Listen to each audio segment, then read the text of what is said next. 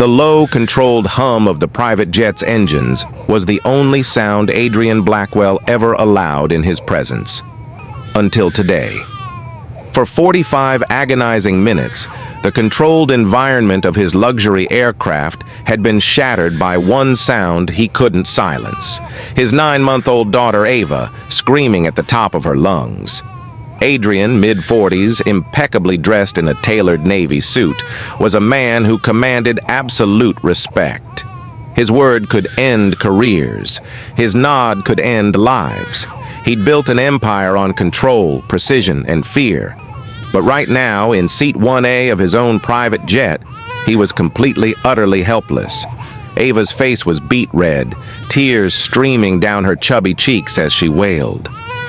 Adrian's hands, the same hands that signed contracts worth millions and gave orders that men died following, now awkwardly cradled his daughter, bouncing her desperately, willing the noise to stop. Around him, 3 of his stone-faced associates exchanged tense, silent glances. They understood perfectly. When the boss was stressed, everyone was in danger. Adrian Blackwell had conquered cities, but this tiny, crying baby on his lap was destroying him. Then something unexpected happened. A shift at the entrance to the first-class cabin made Adrian's head snap up, his protective instincts instantly alert. An 11-year-old black boy stood there. Simple blue shirt, faded jeans, dark, expressive eyes locked on the distressed baby with genuine concern. Before Adrian's security could move, before anyone could react, the boy took one quiet step forward, his small hands extended gently toward Ava. "Excuse me, sir," he said softly, his young voice somehow cutting through Ava's frantic screams. "I think I know what she needs." Before we continue, hit subscribe, like this video, and tell me in the comments where in the world you're watching from. I believe this story found you today for a reason. Adrian Blackwell wasn't supposed to be on this flight with a crying baby. He was supposed to be conducting business, the kind of business that required absolute focus, complete silence, and zero distractions. The kind where one mistake could cost millions, or lives. But 3 days ago, everything changed when his wife, Diane, was rushed into emergency surgery for complications from a previous injury.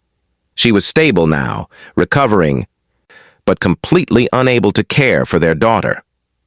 "Cancel the Miami meeting," Adrian had told his right-hand man, Victor, as he stood in the hospital hallway. "Reschedule everything." But Diane had other ideas. "Absolutely not," she'd said from her hospital bed, her voice weak but firm. "This deal is too important. You've been working on the Castellano partnership for 2 years. You can't let it fall apart now." "I'm not leaving you and Ava," Adrian insisted. "Then take her with you." Diane reached for his hand. "It's only 3 days, Adrian. How hard can it be?" Famous last words. Adrian had arranged for the best nanny in the city, a woman with impeccable references who'd cared for the children of senators and celebrities. But at 4 a.m. on the day of the flight, she'd called in sick, food poisoning, completely bedridden.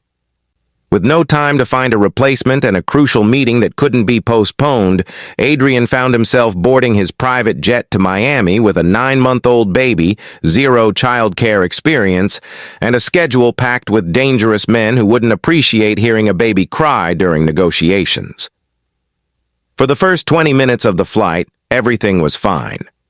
Ava slept peacefully in her specialized travel seat, her tiny chest rising and falling with each breath. Adrian reviewed contracts, made encrypted calls, and began to think his wife had been right. How hard could it be? Then Ava woke up screaming, and Adrian's confidence evaporated completely. He tried everything. Offered her the bottle Diane had prepared. Ava rejected it violently, pushing it away with her tiny hands. Checked her diaper in the jet's cramped bathroom. Clean. But she screamed harder when he tried to put her back in the seat. Walked the narrow aisle, bouncing her gently like he'd seen Diane do. The screaming only intensified. His associates sat frozen, unsure how to help. These were men who could handle interrogations, negotiations, and armed confrontations without breaking a sweat. But a crying baby? They were as lost as he was. "Boss," Victor said carefully after 30 minutes of non-stop crying. "Maybe we should land somewhere? Get help?" "And do what?" Adrian snapped, his composure cracking. "Walk into a hospital with a screaming baby and 3 armed men? Tell them what exactly?" The truth was, Adrian was terrified, not of his enemies, not of the FBI agents who'd been trying to build a case against him for years. He was terrified that he couldn't comfort his own daughter. That despite all his power, all his resources, all his control, he was failing at the most basic thing a father should be able to do: make his child feel safe. As Ava's screams reached a new pitch of desperation, Adrian felt something he hadn't felt in 20 years: complete powerlessness. And that's when he appeared. The boy from economy class, because yes, even Adrian Blackwell's private jet had sections for lower-level associates and staff. Malik Thompson, 11 years old, standing in the aisle of the first-class cabin like he had every right to be there. Adrian's security instincts kicked in immediately. His hand moved toward his jacket where his phone could summon Victor with one touch. But something stopped him. The way the boy was looking at Ava, not with fear or judgment, with recognition. Like he understood something about her crying that no one else in this entire aircraft could see. "Sir," Malik said again, taking another small step forward despite the obvious danger radiating from Adrian and his men. "I've helped babies before, lots of them. I think your daughter has colic, and I know how to make it stop." Adrian stared at this child, this poor kid in worn clothes who'd somehow gotten past his security protocols. Every instinct screamed that this was wrong, dangerous, a potential threat. But Ava was still screaming, and Adrian was desperate enough to listen to anyone who claimed they could help, even a boy who had no business being in his world at all. "Drop a comment and tell me where in the world you're watching from. I love hearing from you."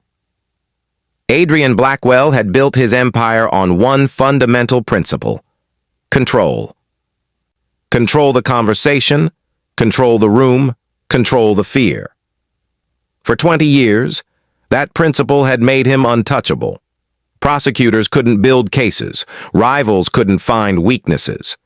Even the FBI agents who followed him everywhere had given up trying to crack his organization. But right now, none of that mattered. Because the one thing Adrian couldn't control was the tiny human screaming in his arms. "Boss," Victor said quietly from across the cabin. His voice was careful, measured. "The Miami meeting is in 4 hours. The Castellanos don't do delays." Adrian knew that. The Castellano family was old money, old power, the kind of organization that viewed punctuality as a sign of respect and lateness as an insult worth dying for. This meeting had taken 2 years to arrange. One partnership deal that would expand Adrian's operations across the entire Southeast. And he was going to walk in carrying a screaming baby. "I'm aware, Victor," Adrian said tightly, adjusting Ava in his arms as she arched her back and wailed harder. Her little face was purple now, tears soaking into the collar of his $1,000 suit.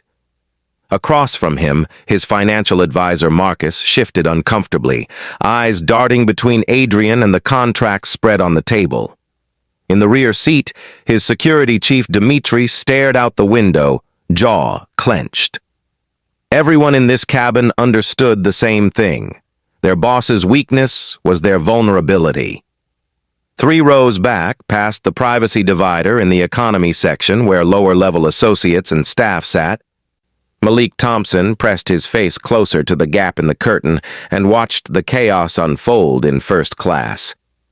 He'd been watching for 20 minutes now, watching the powerful man in the expensive suit slowly come apart, watching the baby cry in a way Malik recognized immediately, the specific pitch, the way her tiny fists clenched, the way her legs kicked in sharp, frustrated movements. That wasn't just a fussy baby. That was pain. Colic pain. The exact same pain his baby sister Kira had suffered through for 8 months before Malik figured out how to help her. But Malik also understood something else. Men like Adrian Blackwell didn't accept help from boys like him. Victor moved first, his massive frame blocking the aisle before Malik could take another step. "Back to your seat, kid. Now." But Malik didn't retreat. He looked up at Victor, this mountain of a man who'd broken bones for far less than unauthorized movement, and said quietly, "Please, sir, I just want to help the baby." "The boss doesn't need help from—" Victor started, but Adrian's voice cut through the tension like a blade. "Let him speak." Every head in the cabin turned. Adrian's associates exchanged shocked glances. The boss never allowed strangers near him, never showed vulnerability, never, ever accepted help from anyone outside his inner circle. But Adrian was holding Ava, feeling her tiny body shaking with exhaustion from crying, watching her face turn an alarming shade of red. And something in this boy's eyes, a calm certainty that defied his age, made Adrian willing to gamble. "You've got 30 seconds to explain," Adrian said, his voice still carrying its edge of danger. "Then Victor escorts you back where you belong." Malik's words came out fast but steady. "My baby sister had colic, sir. Really bad. For months. My mama works double shifts, so I learned how to calm her down. Your daughter, she's crying the same way. It's not hunger or a dirty diaper. It's gas trapped in her stomach and it hurts." "I changed her diaper," Adrian said defensively. "Fed her. Everything." "Yes, sir. But colic isn't about those things. It's about pressure." Malik demonstrated with his hands, showing a specific holding position.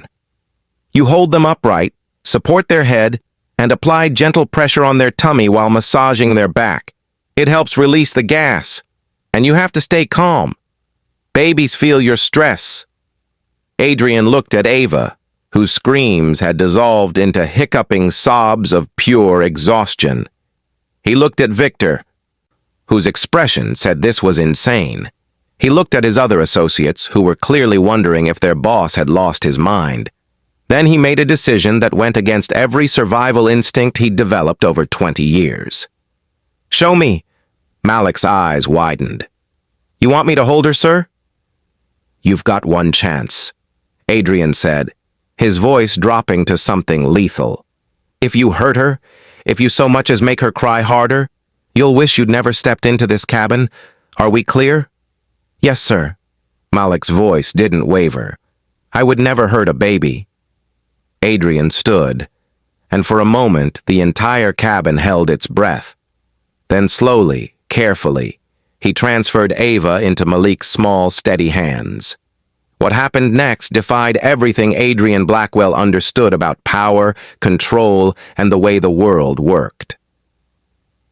The instant Malik's hands made contact with Ava, her crying began to diminish.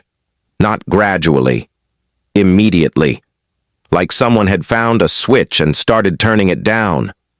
Malik shifted her into the position he'd described, upright against his chest, her head supported by one hand while his other hand gently pressed against her stomach, and began a rhythmic circular motion on her back. "It's okay, little one," Malik whispered, his voice impossibly soft. "I know it hurts. We're going to make it better." Ava's screaming reduced to whimpering, then to soft hiccups, then to complete, absolute silence. The entire first-class cabin froze in disbelief. Malik began humming, a low melodic tune that seemed to come from somewhere deep and ancient. Ava's eyes, which had been squeezed shut in distress for nearly an hour, slowly opened. She looked up at Malik's young face, and something remarkable happened. She smiled. A tiny, gummy baby smile that transformed her red, tear-stained face into something peaceful and content. "How?" Adrian's voice cracked. He cleared his throat and tried again. "How did you do that?" "The pressure releases the gas," Malik explained quietly, still maintaining the gentle back massage. "And the humming. My grandmother taught me. She says babies remember sounds from before they were born. Deep rhythmic sounds feel safe to them." Adrian stood frozen, watching this poor kid from economy class accomplish what he, with all his power, all his resources, all his determination, couldn't do. His daughter, who'd been screaming in agony for 45 minutes, was now falling asleep in a stranger's arms. Victor looked like he'd witnessed a miracle. The other associates were staring at Malik like he'd just performed surgery mid-flight. "She should sleep now," Malik said softly. The crying exhausted her, and now that the pressure's released, her body can rest. As Malik carefully transferred the sleeping Ava back to Adrian's arms, maintaining the same supportive position, Adrian found himself looking at this boy with entirely new eyes. This wasn't just luck. This was skill, experience, and a kind of compassion that Adrian rarely encountered in his world. "What's your name?" Adrian asked quietly, his voice missing its usual edge. "Malik Thompson, sir." "Where did you learn to do this, Malik Thompson?" "Home, sir. Southside Detroit. My mama, she had to work, so I took care of my baby sister." Malik's eyes showed a maturity far beyond his 11 years. "Sometimes you learn things because you have to, not because you want to." Adrian understood that language, the language of necessity, of doing whatever it takes to protect the people you love. He just never expected to hear it from a child. For the first time in 20 years, Adrian Blackwell didn't know what to say. He sat in his leather seat, watching his daughter sleep peacefully in the arms of an 11-year-old boy from the Bronx, and felt his entire understanding of value shift beneath him. "How did you learn to do that?" Adrian finally asked, his voice quieter than it had been in years. Malik looked up, still gently patting Ava's back in a steady rhythm. "My baby brother, sir. He was born with colic real bad. My mom works 2 jobs, so I'm the one who takes care of him most nights. Took me 3 months to figure out what actually worked." Adrian studied the boy's face. No pride, no expectation of reward. Just simple truth delivered with a maturity that shouldn't exist in someone so young. "You take care of your siblings?" Adrian asked. "3 of them, sir. My mom does her best, but she can't be everywhere, so I help where I can." Malik shifted Ava slightly, maintaining the perfect pressure on her back. "I don't mind. They're my family." Something cracked open in Adrian's chest. He'd spent millions on security, on weapons, on loyalty bought and paid for. But this child had something money couldn't buy, a skill born from necessity, compassion born from sacrifice, and a strength that came from taking care of people weaker than himself. "What's your name?" Adrian asked. "Malik Thompson, sir." "Malik, I need to ask you something important." Adrian leaned forward, his business mind already working, but his heart driving the conversation in ways it never had before. "What do you want to be when you grow up?" Malik's eyes lit up for the first time. "A doctor, sir. I want to help people who can't afford good health care. Kids like my brother who get sick and their parents can't take them to specialists because they're working just to keep food on the table." Adrian felt something he hadn't felt in 2 decades of criminal enterprise. Genuine respect. Not fear, not obligation. Real respect for another human being. "Here's what's going to happen," Adrian said, his voice carrying the authority of a man who was used to changing lives with a single decision. "I'm going to pay for your education, all of it. Private school starting next month. Then college, then medical school, whatever you need." Malik's eyes went wide. "Sir, I can't—" "You already did," Adrian interrupted. "You walked up to a stranger on a plane and helped his daughter when no one else could. You didn't ask for money. You didn't ask for anything. You just helped because you knew how." Adrian reached into his jacket and pulled out a business card. He wrote a number on the back. "This is my personal number. You call me if you or your family need anything. And I mean anything. Medical bills, rent, groceries, protection. You call me." Malik took the card with trembling hands, tears forming in his eyes. "Why would you do this for me?" Adrian looked at his daughter, sleeping peacefully for the first time in hours, her tiny hand curled against Malik's shirt. "Because you taught me something today that I forgot a long time ago. That real strength isn't about power or control. It's about knowing how to help when someone needs it most." He stood up and extended his hand, not as a mafia boss, as a father who'd just watched his world change. "Thank you, Malik. You saved more than my daughter today. You reminded me what actually matters." As Malik carefully transferred Ava back to her father's arms, maintaining the same gentle pressure and rhythm, Adrian felt his daughter's weight differently, not as a burden he couldn't handle, but as a precious gift he'd almost forgotten to protect with love, instead of just power. The jet continued toward Miami, but everything had changed. Adrian Blackwell, the man who'd built an empire on fear and control, had just been humbled by an 11-year-old boy who'd built his strength on compassion and sacrifice, and he would never forget it. If this story touched your heart, hit that subscribe button and smash the like. Drop a comment and tell me where in the world you're watching from. I love hearing from you. And share this video with someone who needs to remember that the greatest power we have isn't control or money.